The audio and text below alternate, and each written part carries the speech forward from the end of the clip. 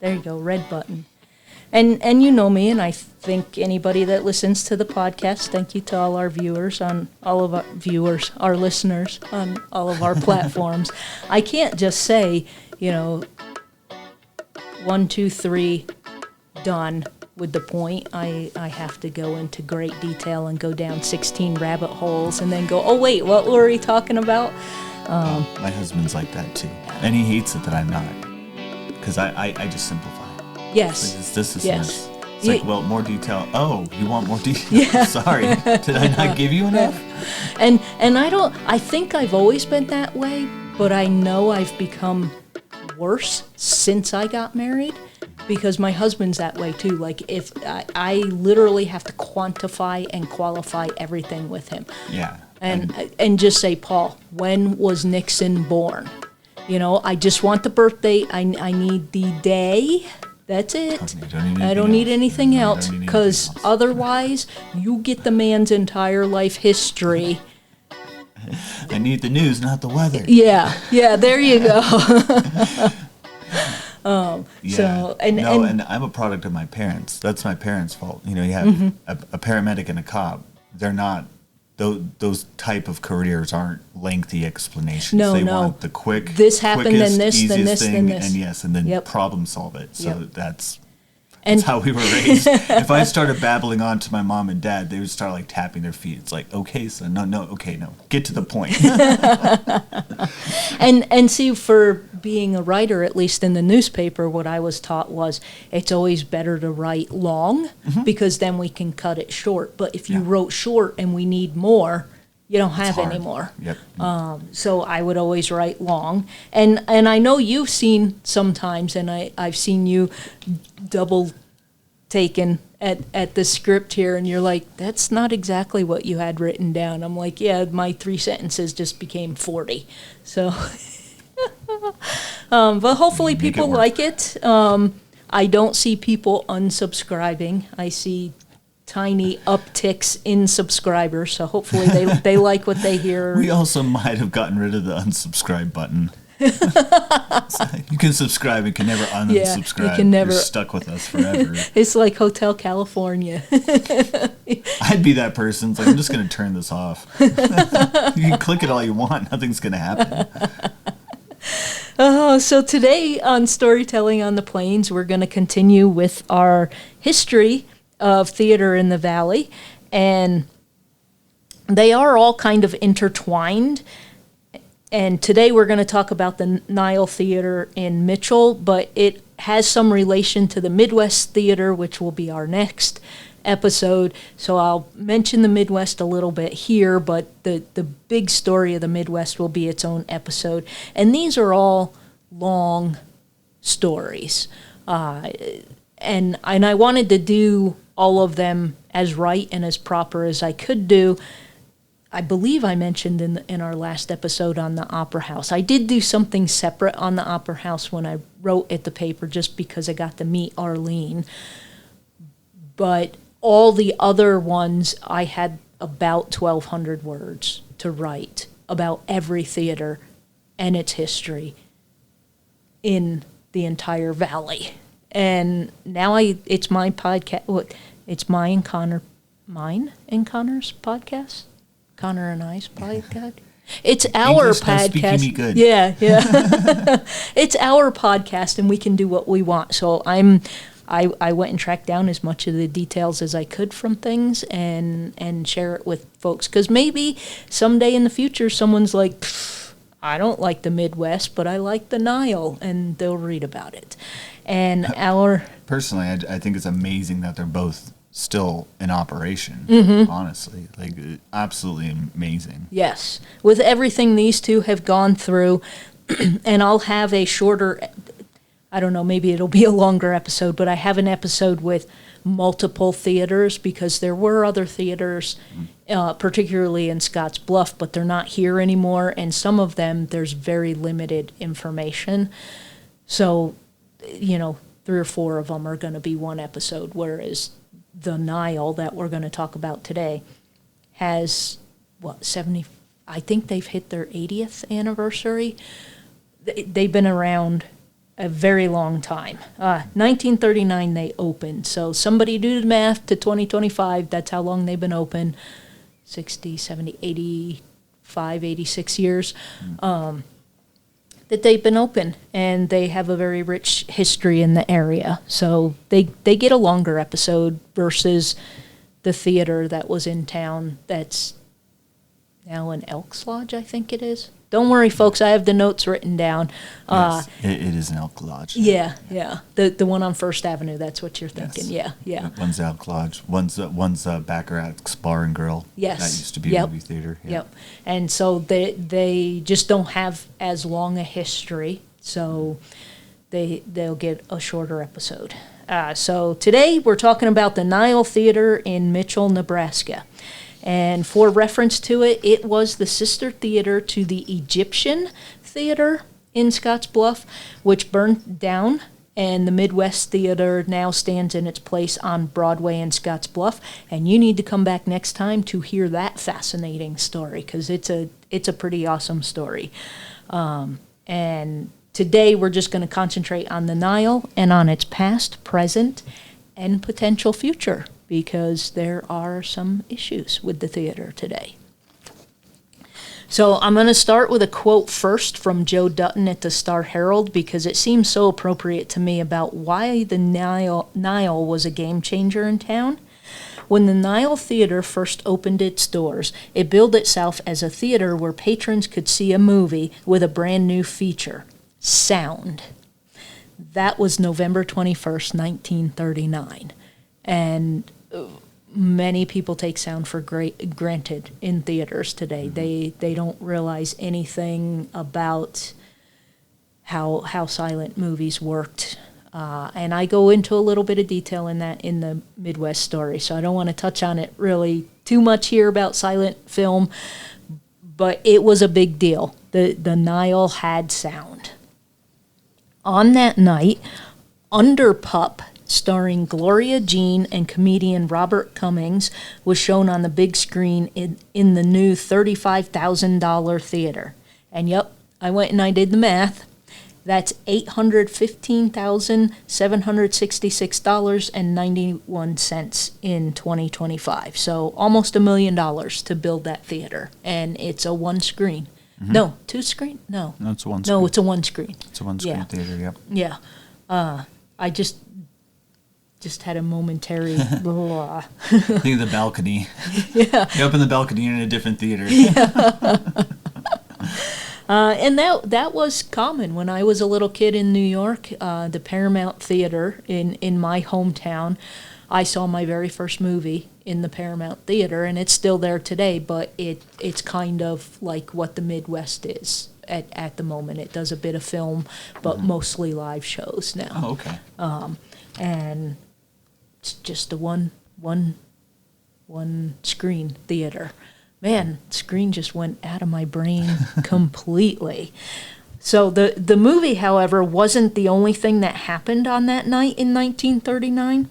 They made a big deal about it with Hollywood floodlights shining in the sky, which were used to lead people all over the valley to the Nile. And I'm going to read a description here, but think about that. You're using floodlights out on the prairie to point people like, Batman's light to where you need to be tonight.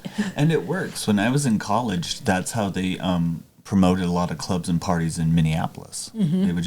You would be out in the city, and all of a sudden you just see this beam of lights just shining into the sky, and you're like, what in the world is that? And I was like, oh, that's Club So-and-so. They're doing a big thing tonight, and it's part of their shindig. Yeah. And I don't know how to get the Club So-and-so, but I can follow the lights to get there. Yeah. Yeah, it doesn't do you much good when you're actually in the car. You're like, what? Where is true. it? I can't see it. Where's the light? And you drive into another car. So I'm going to read from the February 2nd, 2010 Star-Herald article, Valley Movie History Flows Through the Nile Theater. It was written by Don Zweifel. Sorry, Don, if I said your name wrong. Just a little aside, at the time Dawn wrote the article, she was working at the North Platte Valley Museum, which merged with the Farm and Ranch Museum to become the Legacy of the Plains Museum, where we get a lot of our research from. Back in 2010, they used to have a semi-regular article in the Star-Herald written by someone from the North Platte Valley Museum that's like, hey, here's a bit of our history, or hey, we got this thing you should come see at the museum. And it was written kind of in a column form, and they're really neat to come across. The Mitchell High School band began the parade by playing the Old Gray Mare in front of the Old Crystal Theater as a farewell to the building that had served Mitchell for more than 25 years. And I've never been able to find a whole lot of info on the Crystal Theater. I know there's some info out there, but that's what was there before the Mitchell was built. The band was then joined by streamlined cars from Mitchell's three garages, Faulkner Chevrolet, Whitehead Motor, and B&C Motor Companies, and led the parade to the new Nile for the dedication ceremonies and the first movie presentation. I saw you counting, Connor. Mayor W.C. Coulter gave the welcoming address, and Dr. C.R. Watson introduced Representative Harry B. Coffey, who gave the dedication address.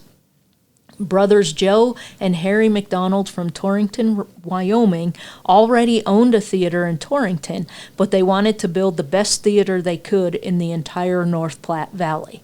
They made a big deal about how comfortable it was, and because it was going to have wider seats and more space between the rows, so you're not going to be all cramped up and stuff. And yeah, that was a little dig at some of the other places around, because the idea there was like airlines today. Let's jam everything together and cram as many people in. And then the Nile was like, hey man, you got space to just spread out here in your seats.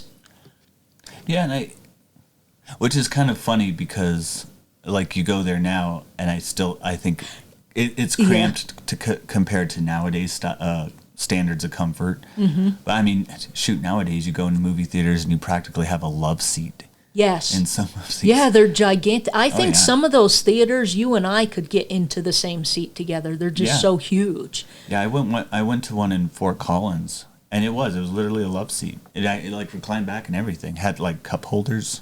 Nice. And like a little place for your popcorn and like a tray to like actually eat. It was crazy. Nice. And there's places that have brought dinner theater back where they serve you dinner and you watch. You still watch a movie. Show. Yeah. It's not like a live show. It's still a movie, but it's like dinner and a movie. So you get served and you watch the movie. They do that. Have a couple in Denver that are just awesome. Nice. They're really, really cool to go to. Nice. Yeah, and it does seem a little antiquated when you go into the Nile now, but the seats are still wide, mm-hmm. just not as wide as what is common today. So I'm going to read again from that Star-Herald article. The original theater had 550 seats on the main floor, upholstered in Spanish red leather. The 48 balcony seats were green plush loge seats with comfortable spring backs. Great acoustics were also a part of this new special theater. The many features of advanced styling in the theater were made possible by Vernon E. Cheney of Craig, Colorado, and I've always wondered if he was related to Dick and Liz. Mm-hmm. Who knows? But given the area, quite possibly. And he was a specialist in theater design and construction. That desire to give their customers the most comfortable seat has resulted in periodic changes and upgrades over the years, including one that was completed in 2007. There were also a lot of local activities at the theater, which always had the, what can we do for the community appeal to them. It wasn't just you rented space for a to-do or something. Like there were things we need to get this thing done. Where can we get everybody in the community to meet? Oh, the Nile is pretty big. We can get the whole community in there. And I've been to several of those here in Scotts Bluff in the Midwest. They've done the same thing because they got the big old stage and they've got a lot of room for people to come in. So that's nice, and that's one of the community things that I have found about all the theaters around here. Yeah, well, it's a bit nicer than our local community centers, because most of our community centers here in town, I mean, we have the nice one in Gering. Yeah, the convention center. That's set up more like a conference hall, but the one in Scotts Bluff's literally a Morton building, like with a gymnasium in it. Yeah. It echoes horribly. You don't really... I know people hold meetings there, but it was always horrible to hold meetings in the local community center. So yeah, it's got the acoustics and it's not the horrible echoes. So yeah, let's just do it at the theater. Of the shoes against the gymnasium floor. It's like screech, screech, screech, when someone's trying to talk. Oh man. Oh God, so glad I don't have to experience that. One of the most interesting promotions was Money Night. During the Great Depression and wartime, when money for everyone was in short supply, the theater hosted a raffle each Tuesday evening. Raffle tickets were given when admission was paid. 10 lucky winners would take home some badly needed cash, and the theater would make some money as well. And that's because I suppose you get more people in on those nights. So yeah, pretty good idea for the Depression. Yes. Yeah. Because I mean, in 1930? 39. 39. Yeah. So $5 probably went a long way. Oh yeah, yeah. Heck, it was probably a month's groceries. Yeah, and if a ticket cost like 25 cents, might have cost less than that. But even if it cost 25 cents, it'd be pretty easy to get your $5. Absolutely, yeah. And if you didn't win, Mitchell, even today, has always felt like a community, and they root out pretty bad corruption pretty quickly. And there's a couple of things in the news lately that we're not going to get into because we're not covering it. I know all about that. Yeah, but as soon as both of those incidents started to crop up, they were like, oh yeah, y'all need to go. That's not what we're about. No, Mitchell takes care of itself, and it doesn't put up with a lot of crap. And so back then, if you're going to Money Night and you didn't win, you still had the knowledge that, like if I didn't win and you did, I'd be like, okay, Connor's got money for food. He needs it, and that's just the way it is with raffles. But because they've always been such a tight-knit community, it's not like, I can't believe Connor won. It's the exact opposite effect. That, he really needs that. That's a good thing that he won. And I'm not sure when Route 26 was put in, what year it was put in. I'm not sure either. We go now and we see, it seems like Scotts Bluff to Mitchell's a pretty straight shot. But if you go by the old highway, which is slightly to the south, it's a bit longer and a bit more. You have several rail lines you have to wait for. It's single laned. You have to go slower. It's much more treacherous during the winter. So, I should have looked that up. I don't remember. I couldn't. Well, it's only 1930 something. So the main highway project. I thought it was the 50s or 60s when the main highway projects went through. That's what I mean. Yeah, I thought it was shortly after the war. Yeah. Because it was praised. One thing we praised the Germans for was their roads. Yeah. we were really jealous of the roads. There's a whole history behind why we have highways, but in a nutshell, see, there's me simplifying. Yeah. It was all the Germans' fault. End of story.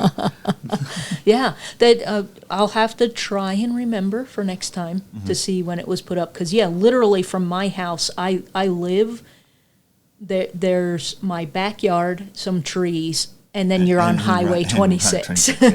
And to even just leave my garage and get on Highway 26, it takes a minute and a half, and then 10 minutes later, I'm in Mitchell. Yeah. But if I had to go the old way down the old Oregon Trail Road, which is Highway 92, first of all, it would take me 10 minutes just to get down there, and then to head out there, depending on traffic, 20 to 30 minutes easily today, and we're talking back in the 30s. So it took where even the longer. borders of this town was, like, it's weird to think about it, but technically Scottsbluff was further away from Mitchell only because the town was smaller. Yes. So the border of the town has increasingly butted up to next to Mitchell, to where now there's not much of a gap left. Pretty soon there won't be a gap at all. Yeah. You won't know when Scottsbluff ends and Mitchell begins. But but back in the day, it was quite a bit of a gap. Yes. Yeah. So they formed their sense of community very early and have managed to stick with it. Yes, they're closer to Scottsbluff now, but that feeling is still there. So throughout the years, the Nile Theater has influenced many people in the community. As Marguerite Burton stated in an article in the Star-Herald in 1989, the theater has raised a lot of kids in town, and a lot of kids have worked here at one time or another.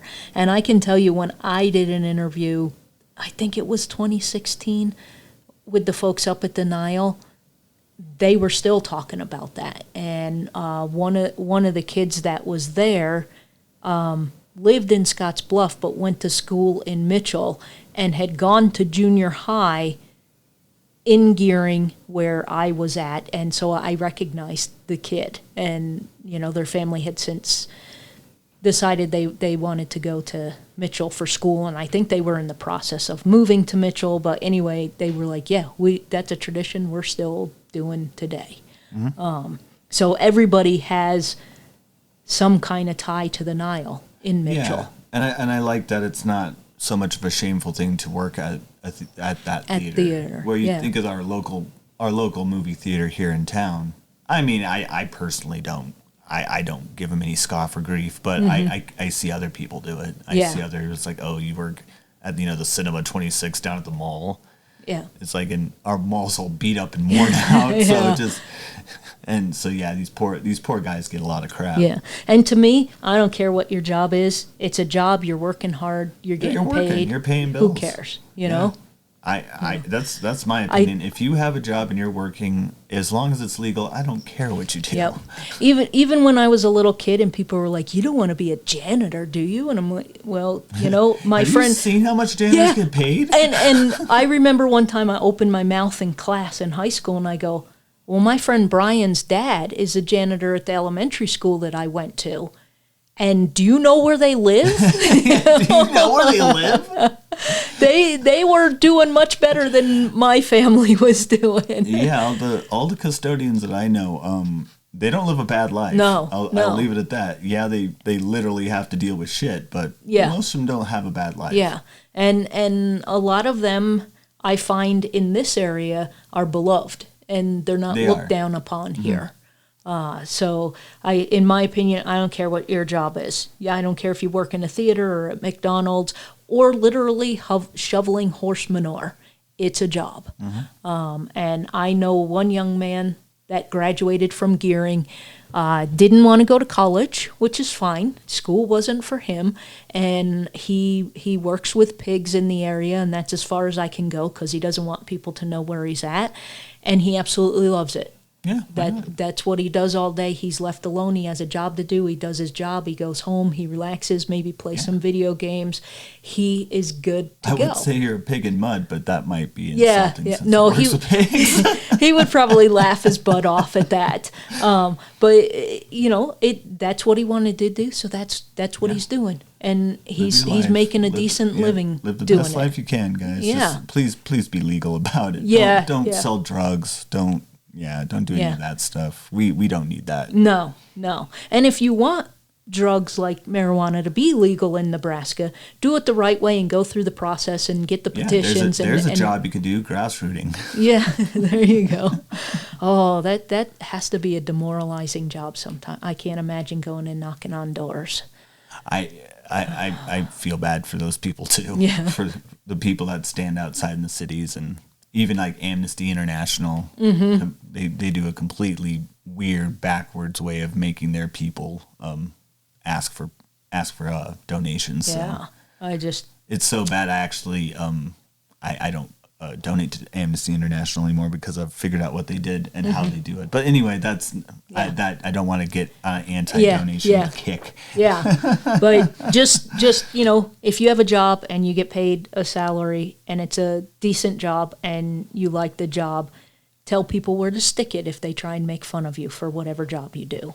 And tickets, back in those days, man, those ticket people, they look pretty dapper. Yeah. That really nice uniform and bow tie, and really slicked up. And nowadays, they don't dress up, but they might have a name tag. Sometimes they don't even have a name tag. No, I want the old, nice, pinstripe suitor, yes. old, almost like a... With the little cap that they had to wear. Yeah. I would love for that to come back.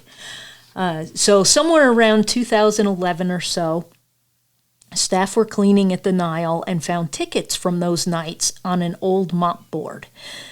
Patrons have also brought items in to donate back to the theater, including an ashtray from the days long ago when you could smoke in theaters. And every time, we don't eat out a lot, but every time we walk into a restaurant, Paul will go, table for two, non-smoking. I'm like, dude, we haven't done that in 30 years.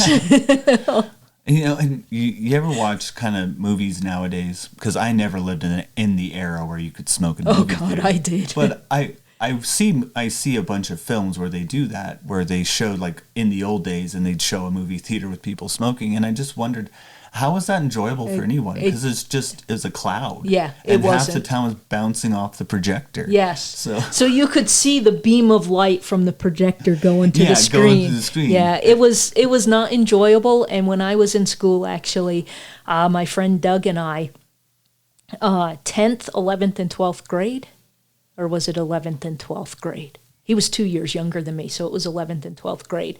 We would meet up every Sunday at about 11 o'clock. We would buy a ticket to Cinema 6, whatever movie, and we would watch the movie, and then we had it all plotted out because they used to post the times in the newspaper when the movies were showing, and then we knew which theater each one was at. So I guess I kind of can do some advanced math, and when the movie was over, we would go with the flow and sneak into the next theater. And everybody knew what we were doing, but we didn't cause trouble. But we would be done around 6 or 7 at night because it was nighttime when all the smokers came out to the theater. So I was able, you might have one or two people during the 11 o'clock showing and throughout the afternoon. You might have one person, maybe two in the theater smoking. But you're also sitting in a 250-seat theater, and there's maybe 12 of you in there. And if 2 of them are smoking, it's not that much of a distraction. But man, you get the dicks that go are in the very far back, right below the projector. That's where I sit. Oh, okay. That's where I sit. Even to this day, and I know now it's because of my PTSD, but I'm right under the projector, and nobody can get in behind me, so I feel safer in the theater. So yeah, I unintentionally I caught that. Away yes, from the smokers. It's you guys aren't going to just blow your smoke right up into the projector, you dicks. But I have been in theaters at the 7 and the 9 showings that are just filled with smoke. So you're watching the movie through a haze. It was gross. Yeah, I know. By the time I was old enough to see movies, that was well out of and the worst was you're sitting in the non-smoking section on the plane. There isn't a non-smoking section. We're still smelling it. It's still drifting back to us. And that's another thing that just bizarre. Smoking on a plane seems unsafe, but yeah. I mean, especially now because they all, you can only take matches. You can't bring that, and that rule goes in and out all the time to just matches or a lighter, or no, you can't have this kind of lighter. Yeah, it's weird, and you still can't even vape on a plane, which I'm glad about. Well, yeah, I guess my biggest thing for the smoking same with smoking in theaters. If there's a genuine problem, like an electrical problem, and you're starting to smell burning wire, how do you get that with the burning smoke? How do you smell it? You don't. You're on a plane. That seems incredibly dangerous. What's that smell, Bob? I don't know. Marlboro Reds? It smells like burning plastic. I don't know. No, that's a menthol. That's a menthol. We're New good. Flavor. Oh gosh. So the Legacy of the Plains also has an unused ticket from these merchandise nights. The tickets claim 10 big winners every Tuesday, and I do have a couple pictures of those. Yeah. And it's pretty cool that little artifacts like that were saved, because we don't do tickets the way we used to. Even when I was a kid in the 80s, we would get those same tickets, and it was like red or orange or whatever. Like every day they changed the color of the ticket, and they tore it in half. And then you used your brain and you read the sign to where your theater was. Nowadays, you'll get the ticket that says Connor's Movie, Theater 3, and then you just got to look for the 3. When I was a kid, you had to know where it was at, and you had to know how to read to get to. Well, it was people like you's fault sneaking into theaters. Yeah, I guess I was a pirate even back then. Yeah, because how did you know if you have a half ripped up ticket? Oh yeah, sure, this is my movie.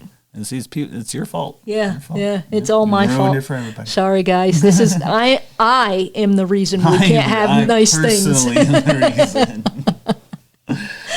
I wanted to mention the owners as well, because they always had an eye on the community whenever it changed hands, and we're going to be talking about this here very shortly. Ownership has changed several times during the Nile Theater's history, and I'm relying partly on Dawn and Joe's articles to get the dates and the timelines of ownership. Just because we're going to get to it, what they're going through now, I really didn't want to call and aggravate them. With, can I get your timeline? There's plenty of people that are after him for that. Yeah, but I think it's accurate and correct, because I've used this timeline before in something else, and I didn't get any phone calls that I'm a dummy or anything.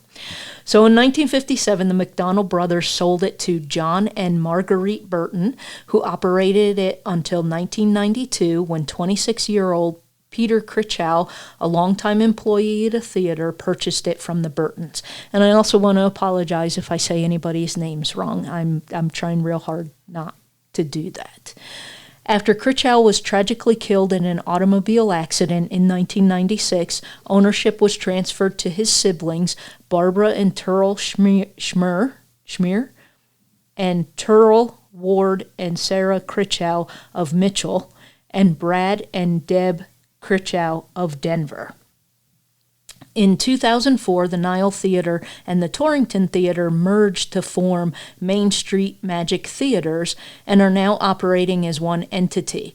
In 2014, it was owned by Ward and Sarah Critchow of Scottsbluff and Turl and Barbara Schmier of Mitchell. And I believe that's still the way it is for the moment. We're getting to it, folks. Before I get to the importance of the owners, we need to talk one more time about the Nile Theater. In 2012, the Schmiers needed, I should just go with Barb and Turl, because at least I know those are right, needed to make a decision. It was similar to when the theater opened. Back then, there were a lot of debates as to whether people enjoyed movies with sound or if they were going to stick with silent movies. I personally think there's room for both. I think you can still do both today. Mm-hmm. And both the Nile and the Midwest in town are built in such a way that you could still do both today. Yeah, all you have to do is turn the sound off. It's probably like literally a switch. Yeah. It's like no sound. But the silent movies used to have orchestras in front. That's right. They had like orchestras. And they do. And they have like They do have the room to put an orchestra in there and do that. I would think worst case scenario, if the orchestra was way too big, you just put it behind the screen. But then you get shadows of the orchestra while the movie's playing. Anyway, they're both set up. You could do both.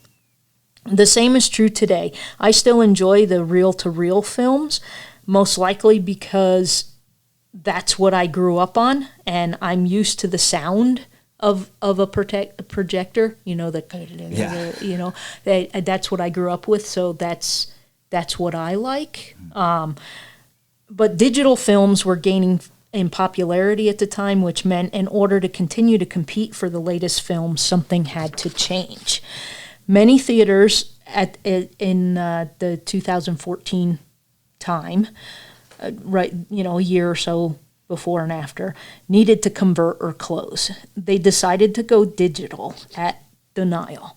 It was a costly decision at the time. The Nile only has one screen, and the price was $75,000. Ouch. That's only 11 years ago, so I didn't go and do a conversion, but I'm sure it's about the same, maybe a little bit more. Yeah. I would think 80, 85 today. It's still a big chunk of money to, change. Mm-hmm. In reality, it costs 3 times that much since they also co-owned the 2-screen Wyoming 2 in Torrington. So they weren't just going to do the Nile and then not their other 2 over in Torrington. They did all 3. The change was hailed as a positive decision. The Mitchell Chamber of Commerce gave away free movie passes, and the La Jolla Mexican restaurant donated 4 tickets to dinner and a movie. Coca-Cola also donated door prizes and coupons. So again, it's the community coming together to take care of this thing everybody loves. Theater. Yeah. If you're a moviegoer, theater goer, anywhere in Scottsbluff County, you probably support the Nile Theater, regardless of whether you live in Mitchell or not. On that night, chamber members also worked the concession stand and the ticket booth, as well as helping patrons to their seats. So again, free labor.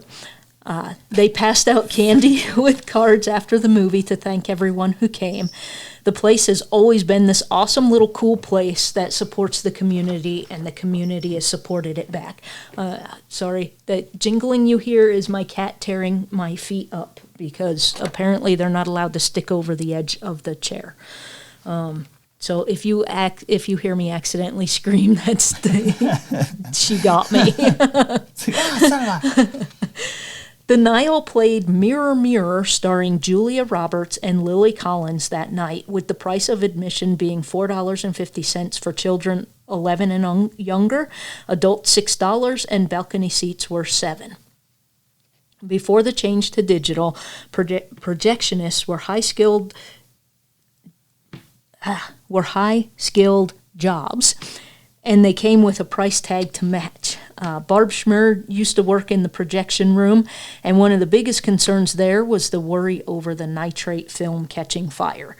And I'm going to read from an article that I wrote in the Star Herald when I talked to her about this. It was after Inglourious Bastards came out, because we were having a talk about, how dangerous was it for a film to catch on fire. And then she goes, well, come here, let me show you. Pretty dangerous. We didn't set anything on fire. She just went through the motions. The Nile projection room had a heavy door in case of fires. There were chains, a metal cover, and special connectors over the small glass windows where the movie was projected into the theater. If the projection room were to catch on fire, the connectors would melt, closing the windows and protecting the theater from damage. The parts still remain today, though there is far less danger of fire in the projection room since hard drives have replaced film. And so I want to make a little note, if y'all have ever seen the movie Inglourious Bastards, I believe she sets fire behind the screen to all the film, because their projection room was essentially the same as it was at the Nile. If she set it on fire there, everything's going to shut down, and just the little room will burn, not the entire theater. But it just happened that, I was there, just saw a movie, and I'm like, hey, how true is this? Oh, well, come here, let me show you this big, huge door. So the fear of fire resulted in reels of 1,000 feet of film covering about 15 minutes of a movie, and the need for 2 film projectors. With newer technology, the length could be extended to 2,000 feet, covering 20 minutes of the movie.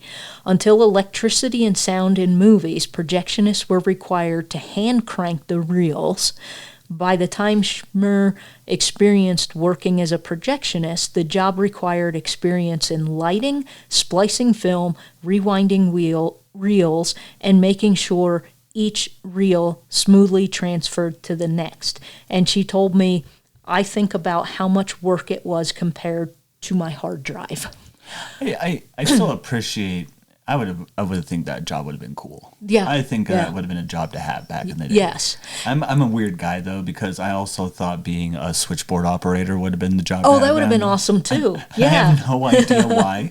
But there was a really it was a very, very artsy film done. And I think it won a couple of Sundance Awards. Okay. It never really made it that big, but the whole premise, I think, was almost like an Orson Welles Aliens Are Coming. Mm-hmm. But it was back like in the 1920s, 1930s.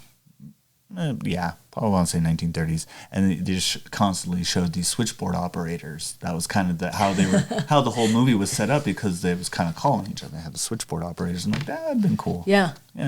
That would have been a cool job too. And you're not getting bored, because every 20 minutes you have to swap to another reel. Mm-hmm. And say your movie is only an hour and a half long.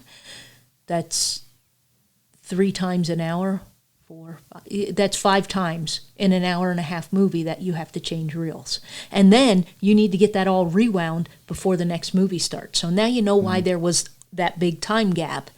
Not only did we need to have the theater cleaned because people are slobs, but you literally had to rewind the film. Yes, literally had to do that. So and she even showed me how when you switched from one reel to the next, the end of one and the beginning of the other was kind of the same. And so there's that lead where you had to get the two of them matched up in frames so that when the one ran out, the movie still continued to flow smoothly. So it's a little bit of an art too. And I just thought that was cool. And I was lucky enough to still go to theaters that still did the round films. I mean, like you said, they didn't go digital until 2016. You know, I was well out of high school by then. Yeah. I was well out of college by then. Oh, my God. When these guys went to digital... Sorry. I was in my 40s. Oh, God, I'm not old. Not to change the subject too much, but I just had my Christmas party the other day at my work. I had no idea how old I was until someone said my boss isn't even 30 yet. I'm like, what? It's like, holy cow. And then I started asking around and just like I got really quiet. It's like, oh yeah, I'm old. Yep. I'm use it as a sense of pride sometimes when I'm like, I saw Star Wars first run in a drive-in theater. 1977. I was 7 years old. And they're like, wow, you've been in a drive-in? And then I'm like, shut up. All right, never mind. Never mind. Kids today are jerks. Yeah. It's like, wow. Yeah. It's like, did you pedal like the Flintstones there? Or... And people ask me how old you are, and I'm like, I don't know, man. I wrote down his birthday, so I remember to wish him a happy birthday. I didn't write down the year. Just have to guess. I'll never tell. Never tell. I just know you're younger than me.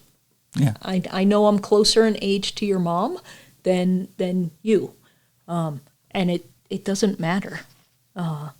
For the most part. Now, if you get some little punk running around with their 6'7" crap, probably gonna. That's a 6'7".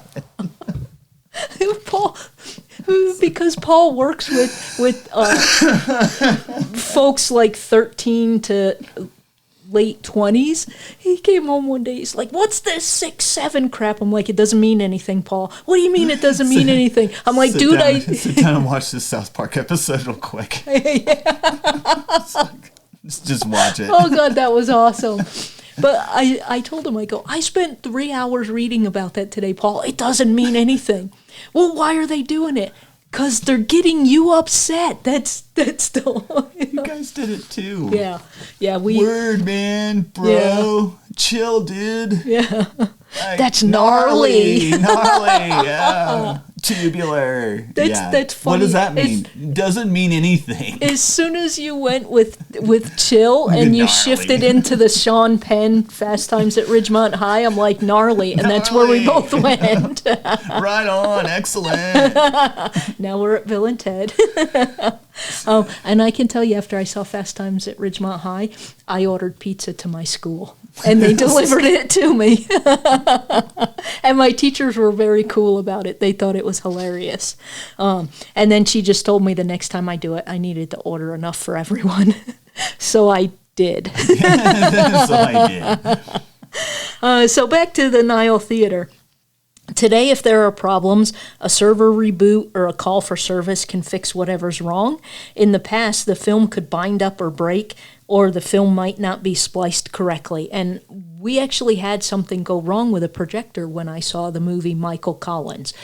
Go back and see when the movie came out, because I don't remember the year. But Paul and I were bummed because we got to see it in a $1.50 theater. It was they showed second and third run films, which we'll get to in a minute about what the different runs are. And it had been out for about a year. And we're like, dude, we can go see Michael Collins for $1.50. And it broke 3 times in the first 20 minutes. And then the guy came in and he's like, I give up. Yeah, he was like, we have to give you your money back. And I was really bummed. So I saw Michael Collins on VHS, because that's what I had at the time. So it did happen. I've actually experienced it, and that's the only time I ever experienced it breaking down. I had heard of it before. It just had never happened to me. It's never happened to me. And so while I was there, Barb demonstrated how much work was required from projectionists after the first 2 parts of the film were loaded onto the projectors. The projectionist would go between reels every 20 minutes, she said, and hopefully it was seamlessly. The projectionist never stopped moving. After removing it from the projector, they had to rewind it and put it back in the bin. You had to keep it in the correct order. And she showed me as well, like the bin, the steel cases, they were labeled. So you had to make, and you've got like 3 of them open because you just switched to a new one, took that one off, and now you're putting another one back on that one because in 20 minutes you're going to be on that one. And you need to make sure, okay, I got 3 bins out here now. Which one does this one go in? You need to make sure they're in the right ones because you might not be the one that's there the next time the film is shown. It might be a different projectionist. And they need to know that you put stuff back in the correct order. Sorry, I got a little frog in my throat today. With the introduction of digital cinema projection, the job and the skills of a projectionist are slowly dying. I'm not sure if there's anyone out there that still does solely film. I'm sure there is. It's not that long gone. Yeah, I know. When I had interviewed the director at the time, Billy, at the Midwest, they were doing both. Yeah, and they might still do both. Yeah. So in 2014, I wrote an article about the Nile's 75th anniversary, and it was a preview story inviting folks to attend, but it also highlighted the ownership's continued commitment to the community. It was shown 8 days after its official anniversary because owners of the theater believed in supporting the staff. They waited purposely until after Thanksgiving to celebrate the theater's anniversary so families could still be together for the holiday and then go to the Nile a week later. And they did this on purpose because its 75th anniversary would have hit during the Thanksgiving holiday. And what do? Tell your employees, too bad you can't celebrate the holiday. You know, I know some big corporate places would do that, but that's just not who the Nile is. They're like, we'll just celebrate a week later. Not a big deal. So during the run-up to the anniversary, people shared photos on the Nile's Facebook page during Throwback Thursdays. They received hundreds of photos and learned of many special memories of people who went there on their first dates in the 1940s and others who talked about the theater's remodeling in the 1970s. And I've seen some of those photos. Yeah. They are really neat photos to see, to take a peek through. I do believe they still have, I don't know if they still do Throwback Thursdays, but they still have pictures every now and then that they'll put up. Yeah, and the last time I was in the Nile, and admittedly it was before COVID, I honestly haven't been to a theater before since then, and it kind of sucks because I've been a moviegoer my entire life, and COVID just kind of killed that, and now I don't want to go to theaters. That's too bad. I know. I'm working on it. I'm working on getting back out and around people and being able to deal with that. And last year was the first year that I did not set foot in a theater at all during the year. Wow. I always saw at least one movie a year from the time I was 7 until COVID. And then COVID killed it for like 3 years. And then it's just been a struggle ever since to get out and do that. And the theater here, they were closed for a while for their remodeling. And then the Nile just didn't have anything I wanted to see. And so it's just been a weird set of circumstances. But Yeah, the Nile hasn't had... It had a few that I wanted to go see and I just never got to. But on the whole, they didn't really have a lot of good movies this year. Yeah. You know? And that's just how the nature of that kind of stuff, which, again, I'll get to that in a minute. I think I wrote about it, the differences between first, second, and third-hand movies. I know I did in the Midwest, but I can sum it up here in a couple of minutes. Also, for the 75th anniversary, there were party favors, a commemorative photo, cake, and candy. They also gave people who came a parting gift. One of the cool things from that night was that there was a slideshow presentation covering the history of the Nile before the movie played. The DreamWorks film Penguins of Madagascar was chosen because it premiered that week, and it was a movie that the entire family could attend and enjoy. And they often try to pick those kind of movies. They don't do a lot of risque movies at the Nile. No, they pretty much stick with family-friendly. Family-friendly movies. You're not going to see an R-rated movie there. No. Sometimes you'll get things that are more adult-geared, like Reagan played at the Nile. And, you know, I don't know why kids want to go learn about Ronald Reagan. Yeah. And it wasn't that great of a movie anyway. But well, that's good. I haven't seen it yet, so now I won't see it. It was a good attempt. Okay. It was just good. Cringy. It was like good golf clap, good try. It showed too much of the cringy things that Reagan did, and when an actor's impersonating him, I forgot who the actor who was impersonating was. It was just really cringy. It's like, ew, like, don't do that. That's like, don't say that. Yeah, don't. But that's again them trying to think of the community, and so I'm just glancing through the end of our notes here. I don't think I did in this one. So movies are first, second, third, and something else. I think it's called special. I'd have to look through my notes on the Midwest about it. Runs. A first-run theater is, come see this big movie. It opens Friday. And all of your big movie theater places are going to get first-run movies. The Nile can get first run on some things. Second run basically means the movie's been out, 2-3 months? It's been out a while, and then you get it. And then your third and special runs are places like the Midwest who are not 100% dedicated movie theater. But they can still get the movies later on. Occasionally, you can get a first run. So I saw that absolutely fabulous movie, First Run, at the Midwest. The reason is it's a niche movie, and not a lot of people even know what the British TV show Absolutely Fabulous is. And I can tell you that show got me through so many tough times in life.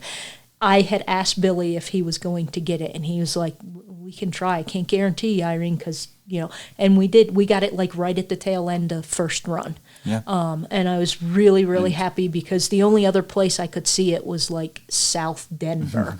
And I didn't want to drive 3.5 hours to see the movie. And then get in a car and drive 3.5 hours back home. So I was very pleased. And it does happen that they can occasionally get first run. I remember as a kid, they were particularly good about first runs with a lot of the Pixar movies. Yeah. A lot of the Pixar movies like Finding Nemo, A Bug's Life, one of the Toy Stories. They usually were really good about getting the first runs of those because they knew that people would come and see want it. Yeah. And the Nile is also in the unique situation of first run is your area you're in also plays a part in that. So maybe let's say there's 2 first-run theaters in Cheyenne, which is an hour and a half away from here. But the only first-run theater in western Nebraska is the Nile. They may pick the Nile over that second first-run theater in Cheyenne because they already got one that has it. There's a lot of weird little factors that go in it, but currently the Nile can get first-run movies. They can put in for them all the time, and that may change soon. I think there is still lots of value in the theaters. The reason the owners are important to me is because I think COVID killed a lot of theaters in this country. It did. And they a were lot worried about it ultimately killing the entire industry. Yeah. I can tell you, like I just mentioned a few times, it was probably a couple times a month I would go to a movie. At least once a month I would go. And I don't go anymore. And part of it is we've lost our collective minds when it comes to manners. Before COVID, if you had your cell phone on and the movie started, someone could just yell, "Turn your phone off." "Oh, I'm sorry." And the phone would go off and that's it. Now we have a shouting match for 15 minutes. And, I want to watch the movie. Or you have people that come and just completely talk during the movie. If you ask them to stop, it becomes worse. It's not a behavior of they didn't realize they were disturbing somebody. "Oh, sorry, and we don't do it again." It's like, "Oh, okay, we're going to do it more." And so that's part of why I don't want to go either. I had read an article a couple of weeks ago about movies, and on the link was on Reddit, and one of the comments someone was mentioning that a person was streaming TikTok. They not streaming the movie. They had TikTok on and they're watching TikTok the entire time the movie's going. And the guy said there's like 70 people in the theater and all we can hear is this person's phone and TikTok. And I'm like, okay, if you can't put your phone away for an hour and a half, don't be here. Go somewhere else. And I turn into New Yorker Irene way too much. So for right now, it's still safer for me not to be in a theater because then there'd be no podcast unless they let me do it from jail. But I still think there's value in theaters. We've mentioned the Midwest a couple of times. The Nile is still very valuable for its community. I have a cat that thinks he's a dog and is playing chase with his toys right now. So that's all the noise you guys hear. No, we're never going to change that. We're never going to cut it out. We're never going to edit out the cats doing cat things because they live here too. Today, the Nile Theater is in a little bit of trouble. Worries were afoot that it was going to close, and then the building was just going to sit there and rot. So co-owner Ward Critchow had an idea of giving the Nile to a nonprofit in order to keep the theater alive. It has become very expensive, especially under private ownership, to maintain things like a one theater or a one-screen theater. A meeting was held in Mitchell a few weeks ago, so it was mid-November, was it, when they held that meeting? I think so. And more than 30 people showed up to the theater. Now, you may not think that's a lot. That's a lot for Mitchell. That's a lot of people that showed up for this. There they learned that since the COVID pandemic, the theater has been losing money. Ward mentioned he and his wife Sarah were willing to give everything, the theater, the building, the business, to a not-for-profit entity. As a not-for-profit, the theater would be eligible for grants a nonprofit cannot obtain. That's why you see a lot of things are not-for-profit versus nonprofit, because there are specific grants and nonprofits usually can't get not-for-profit grants. So you have to be careful about how you set up your organization. He also said one of the projectors was going out, as was one of the speakers, which is easily $45,000 to replace. Ward said he has been putting money into the theater in order to keep its doors open. He also mentioned what I have felt, that the pandemic changed how people consume movies. Hollywood has also released films he didn't want to show in his theater. And that again goes back to he wants movies the community will go to and enjoy. Mm-hmm.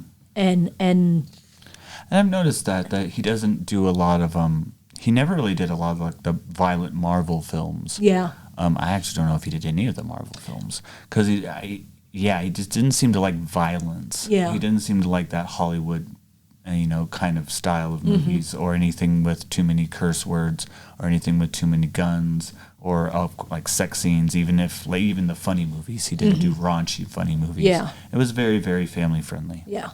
And so, like I was talking about Inglourious Bastards before, just using it as the example for burning film, that would never be shown at the Nile. No way. That was too intense. Yeah. But it has been a nice theater all along, and he owns it. He can decide what movies go there. Yeah.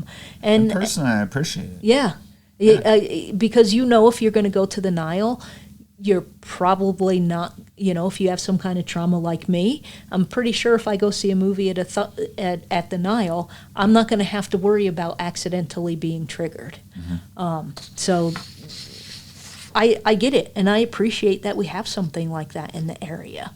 So during that meeting, he fielded a lot of questions, and many were about the details of expenses. According to an article on KNEB News, insurance and utilities run at about $1,000 per month, but property taxes are relatively low at less than $1,500 a year. That's less than my house property taxes. Less than mine, too.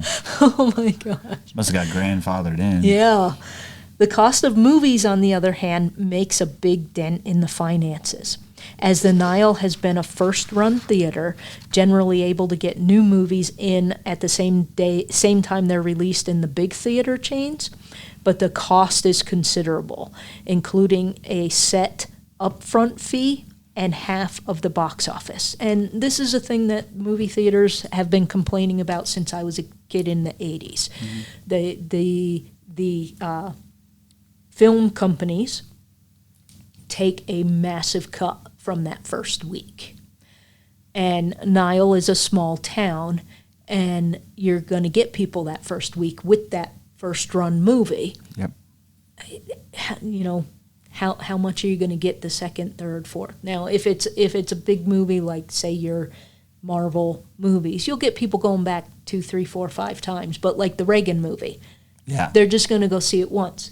And if they see it when it first opens, that cuts into your expenditures as well.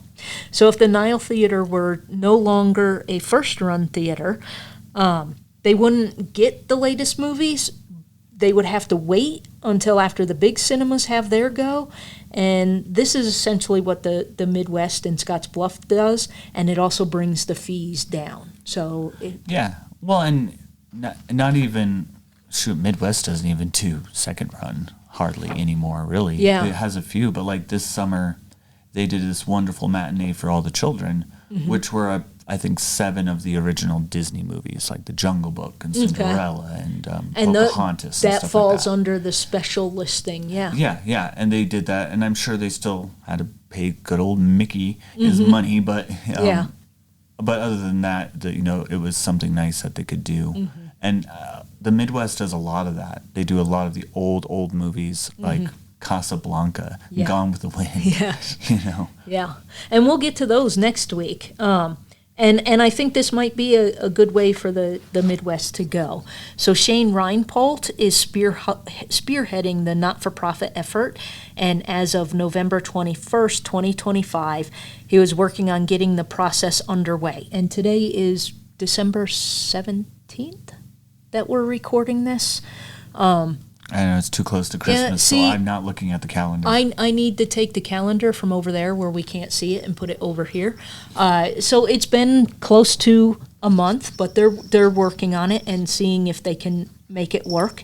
And the people involved are still working out whether it will be something like a member-driven entity like the Midwest is, or some kind of cooperative or something else.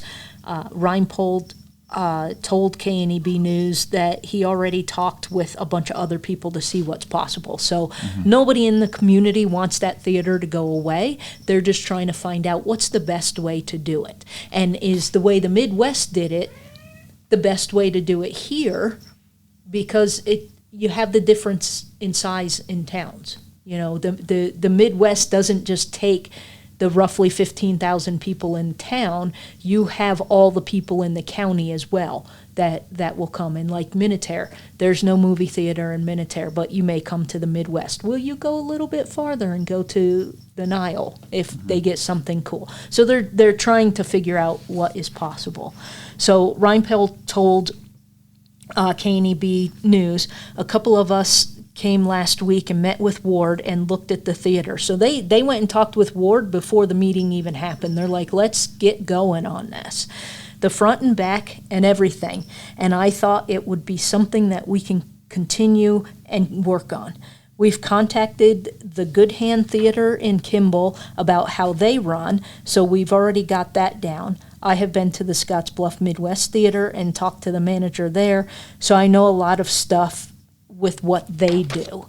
So he's already, doing all the things he needs to do to see what works, what doesn't work. Something we did not touch on about the theater. Why was it all an Egyptian theme? I know the answer, I just didn't know if you did. Yes, I do know the answer, and you have to come back next week to listen to the Midwest episode to find out why. So we're not getting into it yet. No, okay. no. But, well, for those who don't know, though, it was Egyptian theme, so there was Egyptian lamps, like mummies on it. Not mummies, but, sarcophagi on it. Do you know why? I know why the general craze of Egyptian things happened at that time, because it wasn't just here. It was everywhere. Yeah, it was everywhere. 2 words. Do you know his name? Tutankhamun.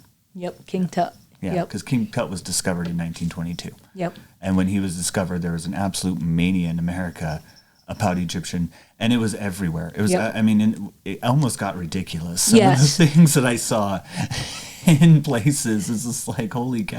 Yeah. Like, you guys went nuts over this. Yes. And it got, when I had talked to Billy when he was still the director there, he showed me pictures of different theaters around the country. All over the place. And he goes, and it wasn't just theaters. It was all sorts of things. Cars, fashion, art.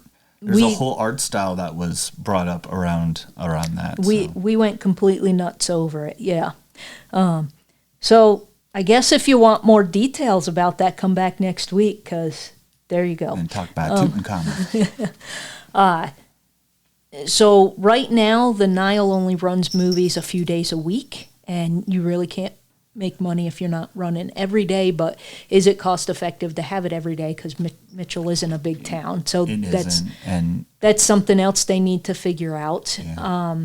They are thinking something like the Midwest, where they still run movies, but they have live performances as well. The live performances is literally what's going to kick it off, I think. That's what you got to have. I really think that's what makes the Midwest keep going. I mean, the movies are all well and good, but I've been to some of their performances, and they're amazing. Yeah, they bring in some amazing live things. And I know when Deb Carlson was still the children's librarian at the library in town, she would work with Billy every year, and their end of summer reading program, they would have this giant live performance thing that was educational, and she would work with Billy to get those people to come in, and that place was packed. Like the balcony as well. There was no free seats. Well, and I know there's a summer theater program that the college does, and get with them. Yeah, give them the ability to have that as their stage, and they would probably do some wonders with it. Yeah. So, and think about it. If you're at WNCC, you're literally right there next to the highway. Yeah. And just drive up to Mitchell. It's 10 minutes away. Come see our show. Yeah. Yeah. And I don't know. I love Judy Chalupa. I don't know if she does. I think she still has a lot to do with the theater program. Yeah, I don't think she's officially the director anymore, but she's still very involved. That's what I wondered. I don't know if she retired or semi-retired. I don't remember. I think she retired, and then she was like, "Oh, I can volunteer to help with the kind of one of those deals." Yeah, she's still one of those involved. ladies that does it. But I could imagine. I mean, if they haven't got a hold of her, and if anybody who is when I was listening, get a hold of Judy. Yeah. Like, she's a person that would probably help. Yeah. And would be more than willing. I mean, I don't want to speak for you, Judy, but I hope you'd be more than willing to at least lend some ideas. Yeah. I mean, I know Judy, and I can't imagine I don't know her very well. I know her daughter much better. But she is very much the kind of person that if you're doing something and you're like, hey, Judy, how can I do this better? Oh, well, here, I have some experience with this. This might work. This might not work. This works here for us, but because we have this, this, and this, if you guys had those things, it'll work. If you don't, it's going to cost you this much money, and then it'll work. So I couldn't imagine that she didn't, or she wouldn't if they went and asked her. And you know, everybody in the arts and theater community around here, everybody thinks about the community, how we can make things better. So, you know, the Midwest isn't going to be like, oh, we're not telling you because you're going to compete with us now. That's not how it works. That's just not how it works around here. No, well, I mean, don't get me wrong. There's definitely some petty BS that happens between the small town communities. Yes, there is. We won't get into that. No. And it does get very, very petty, but hopefully that doesn't slow the Nile down. Yeah. And it sounds like they got some good people behind it. They want to get it going. They're just trying to figure out what's the best step to take next. So, like I said, we're recording today. It is December 17th today. And I believe this one will go out because we're a couple of episodes ahead. It'll be out before the end of December, but as of recording,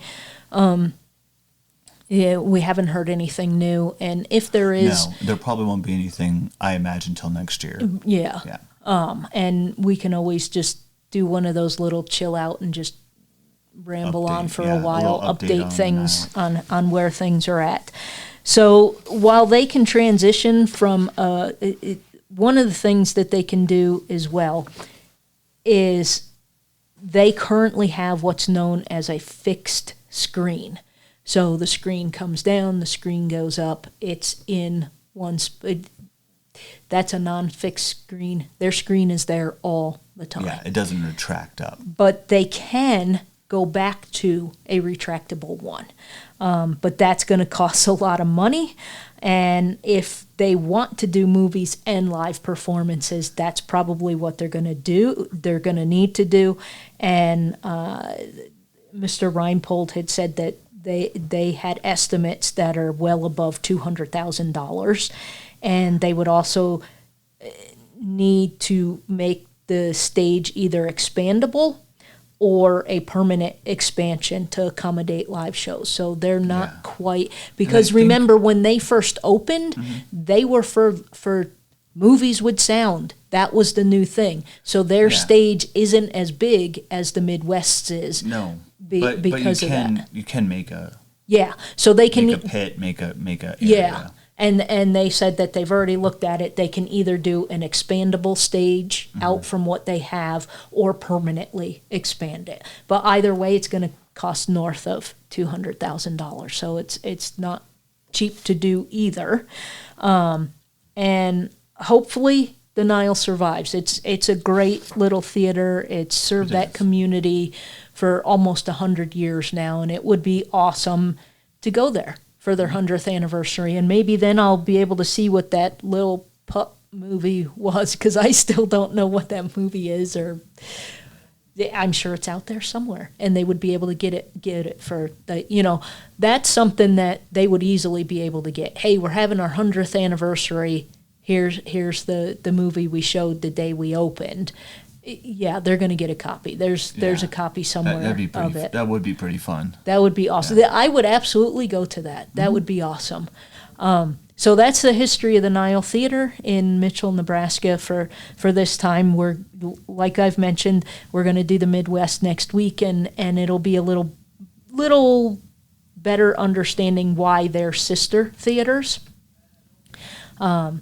And they have friendly competition, but for the most part, they're pretty chill with each other and help each other out. And I really do hope the Nile can survive. Mitchell has done a very good job at keeping their downtown alive.